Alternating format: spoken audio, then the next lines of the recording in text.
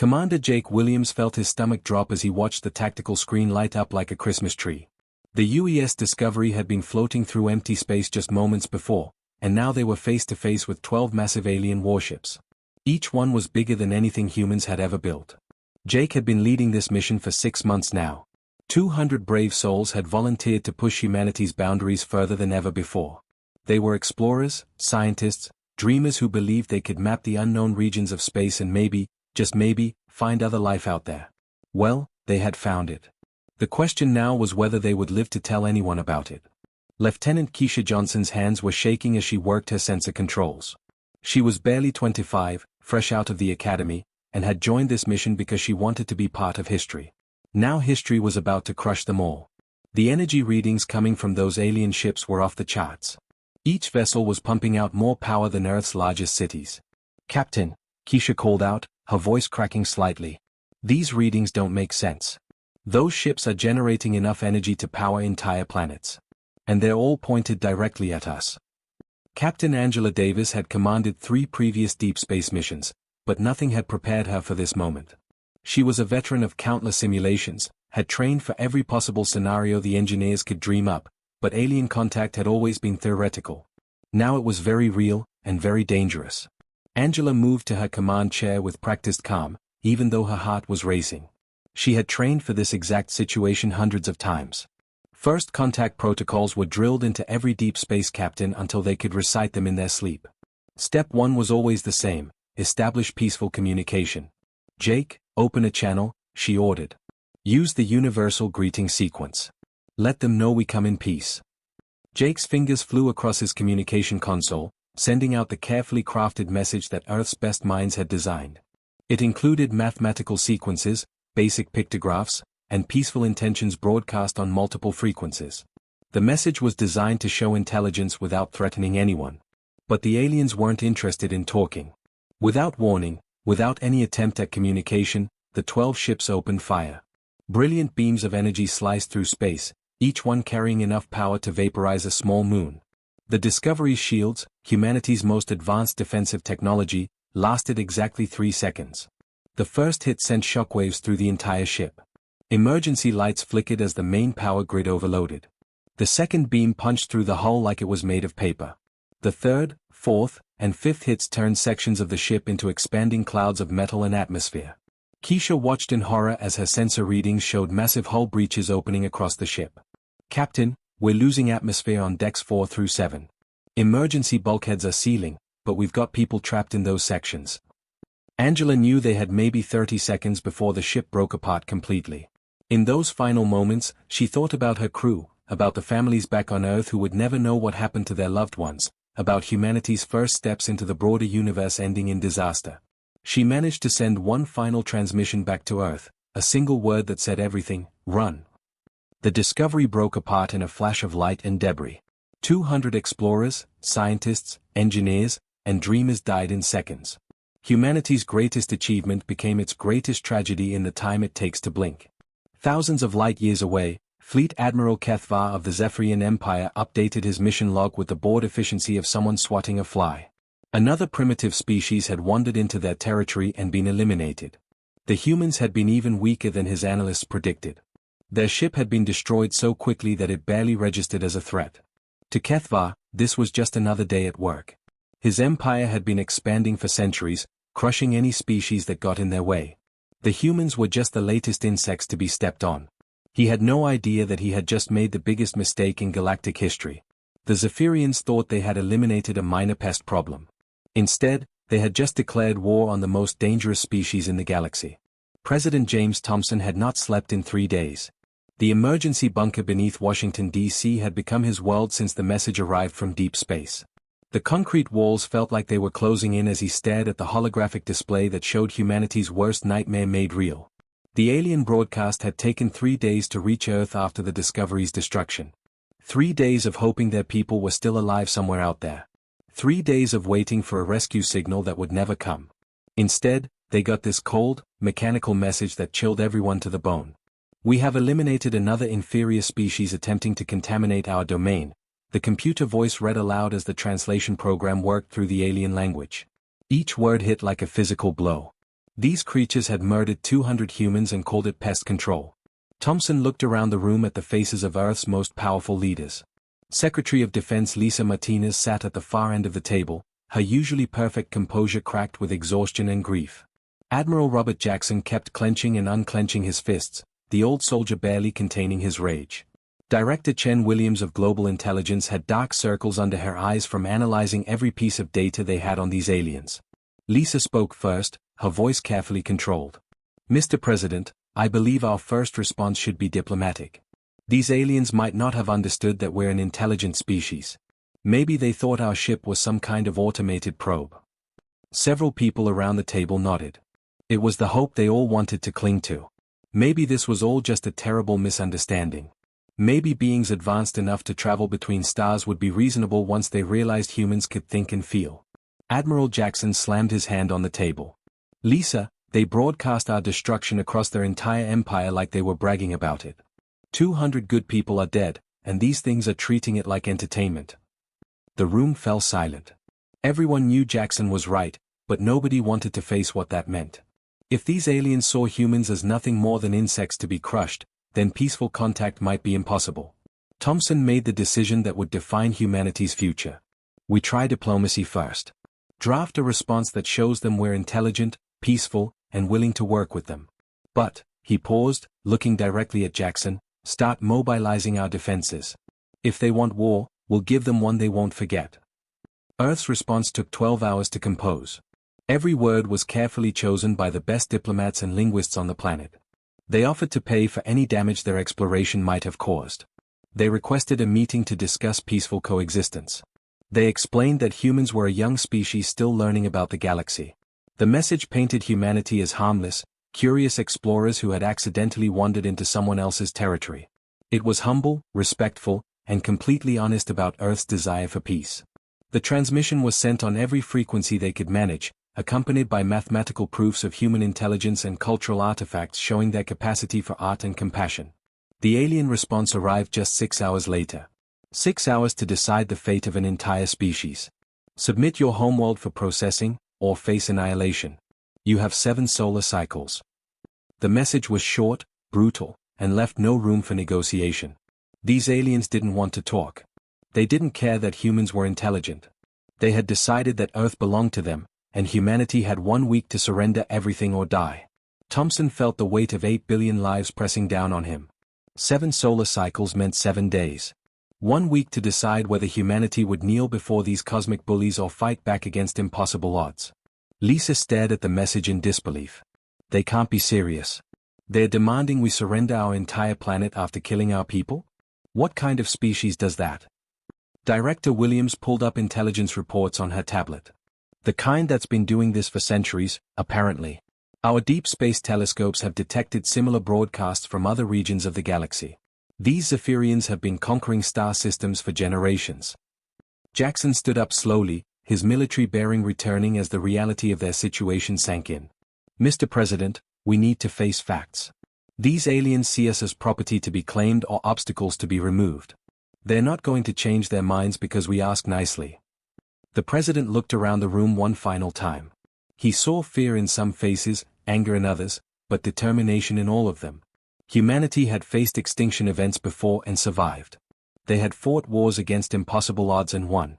Now they faced their greatest challenge yet. Ladies and gentlemen, Thompson said quietly, his voice carrying the weight of history, it appears we're going to war. God help us all. The decision was made. In 7 days, humanity would either submit to slavery or fight for their freedom against an enemy they barely understood. The real question wasn't whether they would fight.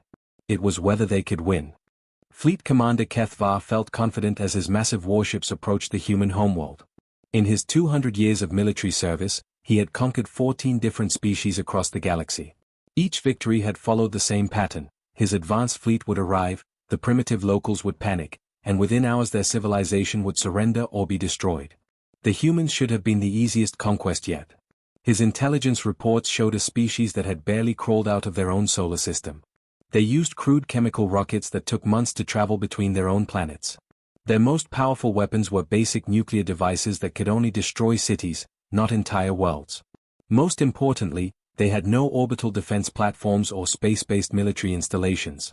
As his third fleet dropped out of hyperspace near the third planet from the star Sol, Kethvar allowed himself a rare moment of satisfaction.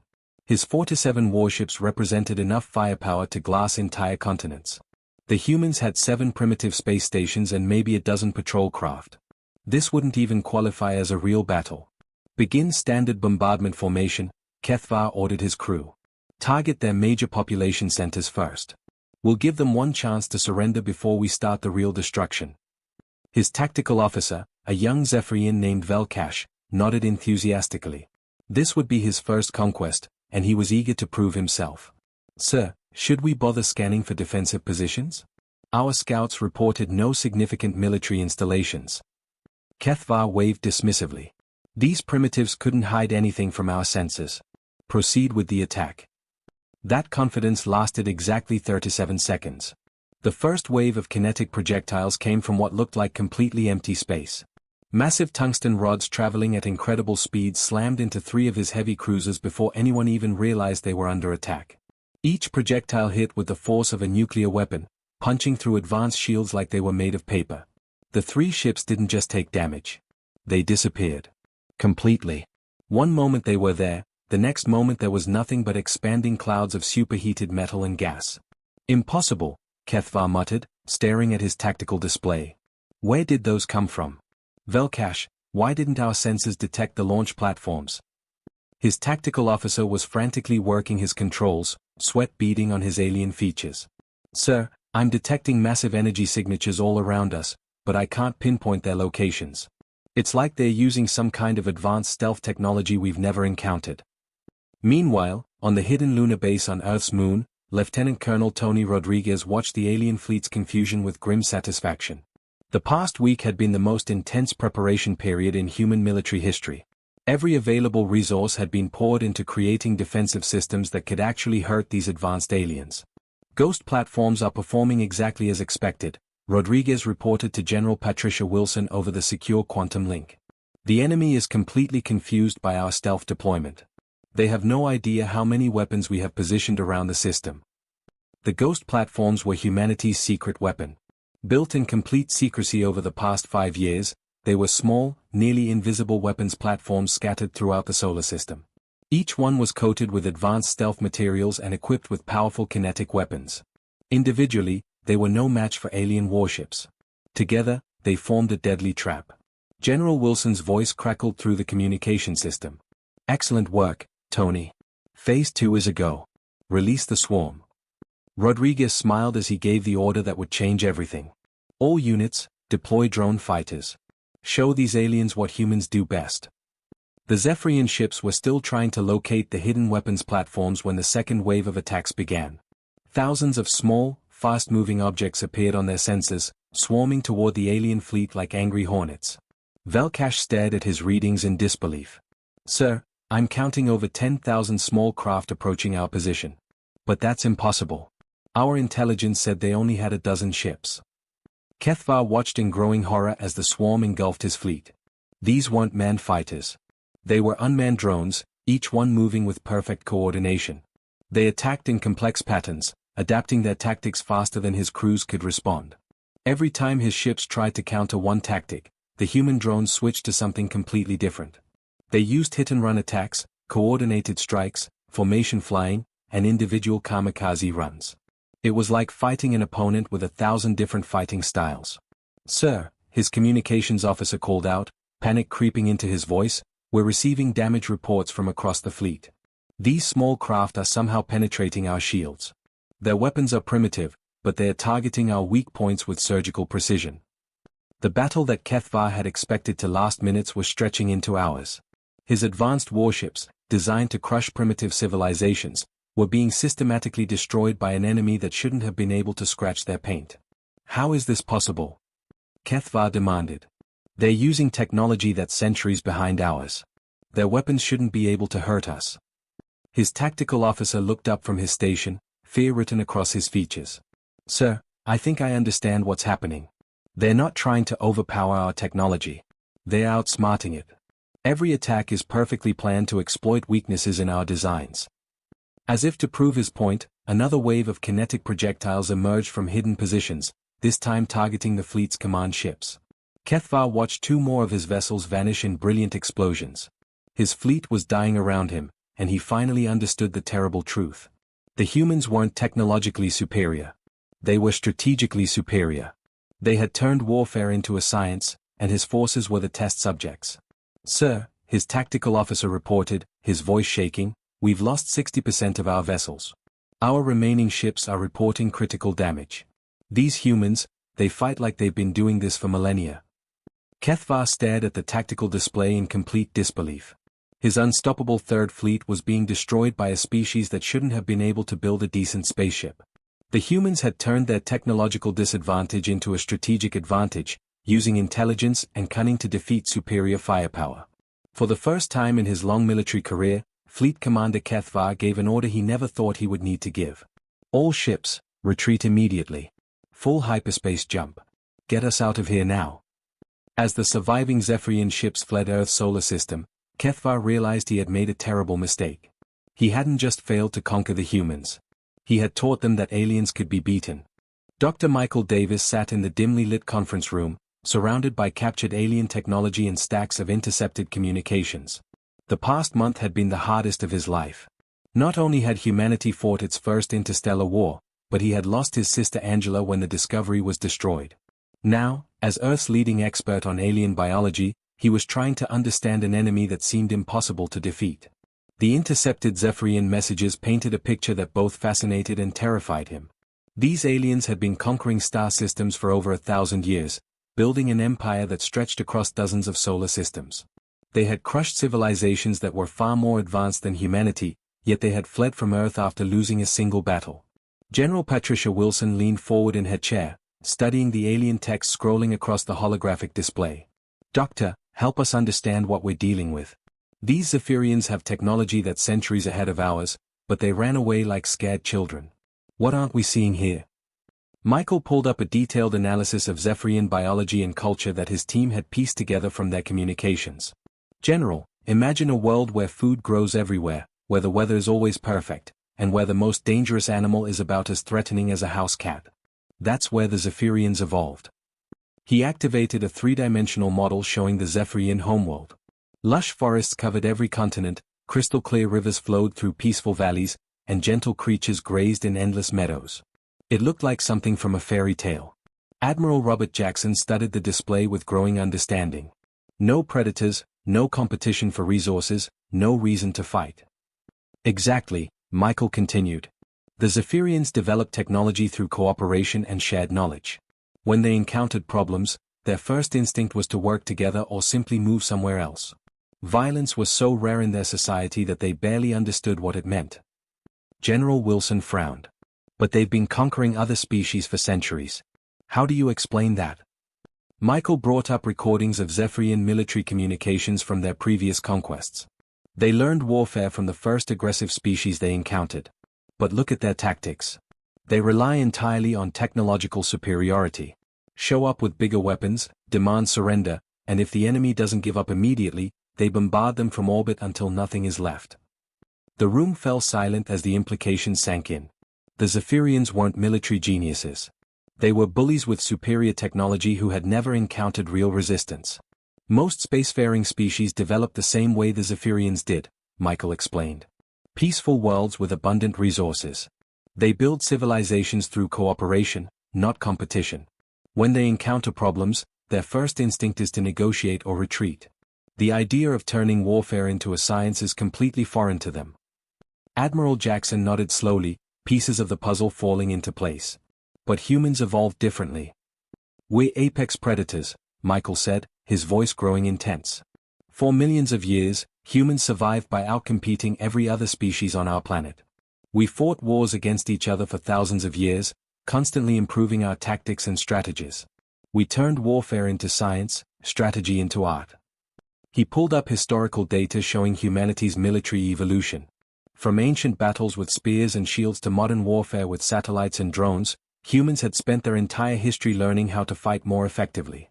To species like the Zephyrians, we're not just aliens. We're their worst nightmare. We're creatures that evolved to kill, and we're really good at it. Meanwhile, thousands of light-years away in Zephyrian space, Supreme Commander Veltar was receiving the most disturbing intelligence reports in his empire's history. The humans had not just survived the Third Fleet's attack. They had captured damaged Zephyrian vessels and were already reverse engineering their technology. "Show me the latest analysis," Veltar commanded his intelligence chief. The holographic display showed detailed scans of the human solar system taken by long-range stealth probes. What they revealed made Veltar's blood run cold. In just 1 month, the humans had built hundreds of new defensive platforms using hybrid human-Zephyrian technology. They were learning faster than anyone had thought possible. "Sir," his intelligence chief reported nervously, "our analysts believe the humans will have fully functional faster-than-light travel within 6 months. They're not just copying our technology. They're improving it." Veltar studied reports from across his empire. Client species that had served the Zephyrians for centuries were beginning to ask questions about the defeat at Earth. Some were even requesting defensive assistance, afraid that the humans might come for them next. "How is this possible?" Veltar demanded. "No species has ever adapted our technology this quickly. It should take them decades to understand even basic principles." His science advisor pulled up comparative analysis charts. "Sir, most species we've encountered evolved in peaceful environments. They are naturally cooperative and patient. Humans appear to have evolved in an extremely competitive environment. They are naturally innovative and aggressive. They see our technology not as something to study carefully, but as weapons to be improved immediately." The reports kept getting worse. Human ships had been detected at the edge of Zephyrian space, not fleeing but advancing. They were studying Zephyrian patrol routes, mapping supply lines, and gathering intelligence for what appeared to be offensive operations. "Sir," his military advisor said quietly, "if our analysts are correct, the humans aren't planning to defend their homeworld. They're planning to attack us." Veltar felt fear creeping into his heart. For the first time in Zephyrian history, they faced an enemy that might actually be more dangerous than they were. An enemy that had spent its entire evolutionary history learning how to fight and win. "Deploy everything," Veltar ordered, his voice shaking slightly. "Every ship, every weapon, every ally we have. If these humans are as dangerous as our analysts suggest, we cannot allow them to spread beyond their system. This isn't conquest anymore. This is survival." The Zephyrian Empire, which had dominated the galaxy for 1,000 years, was about to learn what it meant to face humanity's wrath. Captain Derek Washington stood on the bridge of what had once been the pride of the Zephyrian fleet. The UES Vengeance was a massive dreadnought that could have wiped out entire human cities just 1 year ago. Now it flew under Earth's flag, its weapons upgraded with human technology and its crew trained in human tactics. The transformation had taken 12 months of the most intense engineering work in human history. Every captured Zephyrian vessel had been stripped down, studied, and rebuilt from the ground up. Human engineers had taken alien technology that was centuries ahead of Earth's capabilities and somehow made it better. Derek remembered the day they first captured this ship. The Zephyrian crew had surrendered without a fight when human boarding parties stormed through their corridors. These aliens who had terrorized the galaxy for 1,000 years had been so shocked by human aggression that most of them simply gave up when faced with determined human soldiers. "Sir, we're receiving another transmission from the Zephyrian homeworld," Commander Jasmine Carter reported from the communication station. She was one of the youngest officers in the fleet, but she had proven herself during the liberation of the Kepler system 3 months ago. Derek nodded. "Put it through to the President." President Thompson's hologram materialized on the command deck, looking older and more tired than he had a year ago. Leading humanity through its first interstellar war had aged him considerably, but there was satisfaction in his eyes. Earth had not just survived. They had won. "What are the Zephyrians offering this time?" Thompson asked wearily. This was the 5th peace proposal in 2 months, each one more desperate than the last. Derek consulted his data pad. Complete withdrawal from all contested systems, full reparations for the discovery and all human casualties, formal recognition of human territorial claims, and they're offering to turn over 3 more star systems as a gesture of goodwill. Thompson laughed, but there was no humor in it. A year ago they wanted us to surrender our entire planet. Now they're giving us star systems just to make us stop advancing. Around Earth's solar system, the most unlikely fleet in galactic history waited for orders. 12 different species that had once served the Zephyrian Empire now flew alongside human vessels. Some had joined willingly after seeing what humans could accomplish. Others had been liberated from Zephyrian rule and chose to stay with their liberators.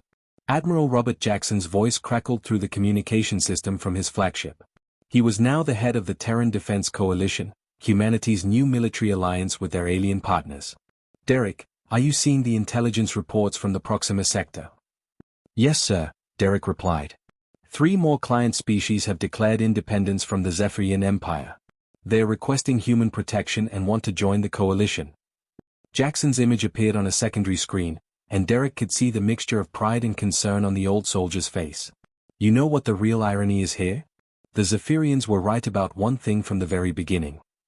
Thompson raised an eyebrow. What's that, Robert? We really are the most lethal species alive. The difference is, now everyone knows whose side they want to be on. The truth of that statement was evident everywhere Derek looked. The galaxy had been dominated by the Zephyrian Empire for centuries, with dozens of species living under their rule. But in just 1 year, humanity had shattered that empire and replaced it with something completely different.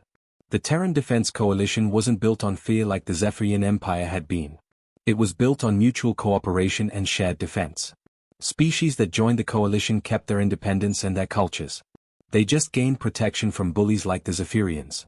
Sir, Carter reported, we're receiving confirmation from the Centauri and Vega fleets. They are ready to proceed with the liberation of the Altair system. Derek smiled. The Altair system had been under Zephyrian rule for over 200 years.